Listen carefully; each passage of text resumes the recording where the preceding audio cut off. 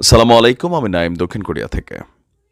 ইসকনের হাত কত লম্বা এটা খুব শীঘ্রই হয়তো আমরা টের পেতে যাচ্ছি। তবে দুর্ভাগ্যজনক হলেও সত্যি যে ইসকনের যে নেটওয়ার্কিং সিস্টেম বা বহির্বিশ্বের কাছে ইসকনের যে পজিটিভ ফেস, আর আমাদের দেশে আমরা ইসকন নিয়ে যে বক্তব্য দেই, টোটালি কিন্তু সাংঘর্ষিক। মার্কিন যুক্তরাষ্ট্র, ইউরোপীয় ইউনিয়নের যেই সকল রাষ্ট্রে ইসকনের অ্যাক্টিভিটিজ আছে বা শাখা আছে বা তারা সেখানে যে সকল কাজ করে, তা আমাদের এখানে আমরা যখন ইসকনকে সন্ত্রাসী গোষ্ঠী বলছি, কারণ তারা কিছু কিছু জায়গায় তাদের সমর্থকরা এই কাজগুলা করছে, কিন্তু পশ্চিমাদের কাছে তাদের এই ফেসটা কিন্তু উন্মোচিত না। পশ্চিমাদের কাছে একটা মেসেজ ক্রিয়েট করা হচ্ছে যে আপনারা দেখেন যে বাংলাদেশে এই মুহূর্তে যে সরকারটা আছে বা আপকামিং যে সরকারটা আসতে যাচ্ছে, এরা কতটা সংখ্যালঘু বিরোধী অথবা ভিন্ন ধর্মের মানুষদেরকে এরা কিভাবে বাটে ফেলে, নানান ধরনের কিন্তু অপচেষ্টা চলছে। দর্শক, এই মুহূর্তে আমরা দেখছি যে যুক্তরাষ্ট্রের প্রেসিডেন্ট নির্বাচনে জয়ী ডোনাল্ড ট্রাম্প এবং রাইট নাও বিদায়ী প্রেসিডেন্ট জো বাইডেনকে আলাদাভাবে চিঠি দিয়েছে এই ইসকন ইস্যুতে। কে দিয়েছে? Foundation for India and Indian diaspora, মানে ফিডস নামের একটা সংস্থা। এই চিন্ময় কৃষ্ণ ইস্যুতে ইসকনের যে অফিসিয়াল পেজ আছে বা অফিসিয়াল বিবৃতি আছে, সেইটাও কিন্তু দেওয়া হয়েছে। এর পাশাপাশি আপনার যুক্তরাষ্ট্রভিত্তিক এই ফিডসের সদস্য কারা? এরা সবাই ভারতীয় বংশোদ্ভূত মার্কিন কিংবা যুক্তরাষ্ট্রে গিয়ে সেখানে স্থায়ী হওয়া ভারতীয়। আপনার প্রেসিডেন্ট খান্দেরাও কান্ড ট্রাম্প এবং বাইডেনকে চিঠি দিয়েছেন বলে আপনার জানা গেছে। আচ্ছা, ট্রাম্পকে প্রদান করা চিঠিতে কি বলা হয়েছে? বাংলাদেশ একটি মৌলবাদী ইসলামী রাষ্ট্রে পরিণত হচ্ছে। আপনার উল্লেখ করে খান্দেরাও কান্ড বলছেন যে বাংলাদেশ একটি মৌলবাদী ইসলামিক রাষ্ট্রে পরিণত হচ্ছে এবং সেখানে গণতন্ত্র ফিরিয়ে আনা, ধর্মীয় সংখ্যালঘুদের রক্ষা করতে ওয়াশিংটন, যুক্তরাষ্ট্রের পররাষ্ট্র মন্ত্রণালয় এবং জাতিসংঘের তৎপর হওয়া খুবই জরুরি।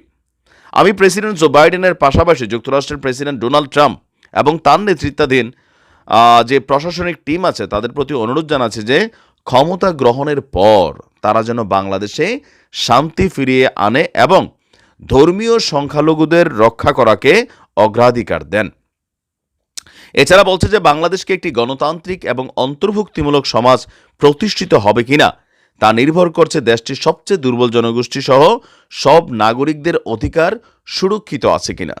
এই সংস্থাটি চিঠিতে আরও উল্লেখ করেছে যে তারা বিশ্বাস করে, মানে ট্রাম্পের প্রতি লিখছে, যে আপনি এবং আপনার নেতৃত্বাধীন প্রশাসন সবসময় মানবাধিকার ইস্যুতে আপোষহীন এবং এই মুহূর্তে বাংলাদেশে যারা নিপীড়ন, বাস্তুচ্যুতির শিকার, তাদের রক্ষায় আপনি তৎপর হন। তো তারা একটা পরিসংখ্যানও সেখানে দিয়েছে যে গত 5ই আগস্টের পর শেখ হাসিনার সরকারের পতনের পর বাংলাদেশের বিভিন্ন জেলায় সনাতন সম্প্রদায়কে লক্ষ্য করে 2 শতাধিক হামলা, সহিংসতার ঘটনা ঘটেছে।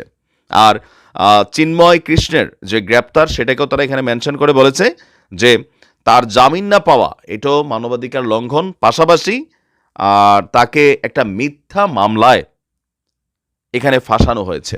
ইভেন এই সরকারের যারা উইংস আছেন তাদের সম্পর্কে কিন্তু ভারতের একই কথা, যে এখানে বাংলাদেশকে 1971 থেকে 53 পর্যন্ত ভারত বিরোধী যে অবস্থানটা তৈরি করা হয়েছে, এই মুহূর্তে যে ভারত বিরোধী অবস্থানটা আছে এটা ভারত কখনো দেখে নাই। তো সেক্ষেত্রে অনলাইন থেকে শুরু করে অফলাইন অনেককে ভারত দায়ী করছেন যে ভারতের সাথে বাংলাদেশের বিরোধিতা আসলে বাংলাদেশকে কি এনে দেবে। ভারতের এমনটা বিভিন্ন পত্রিকা, বিভিন্ন গণমাধ্যম, বিভিন্ন রাজনৈতিক ব্যক্তিত্ব তারা প্রচার করছে যে একটা শ্রেণী উদ্দেশ্য প্রণোদিতভাবে ভারতের সাথে বাংলাদেশের বিরোধিতাটা ক্রিয়েট করছে।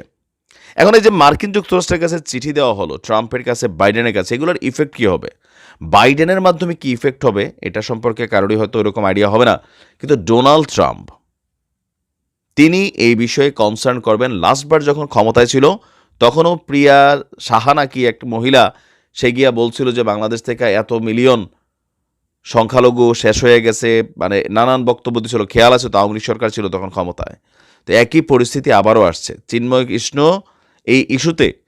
আমি দেখছি যে যুক্তরাষ্ট্রের সাথে বাংলাদেশকে একটা পেচকি লাগানোর জন্য ভারতের এই টিমটাই কিন্তু ট্রাই করছে। সো আমাদের পররাষ্ট্র মন্ত্রণালয়ের উচিত বিষয়টাকে ডিল করা।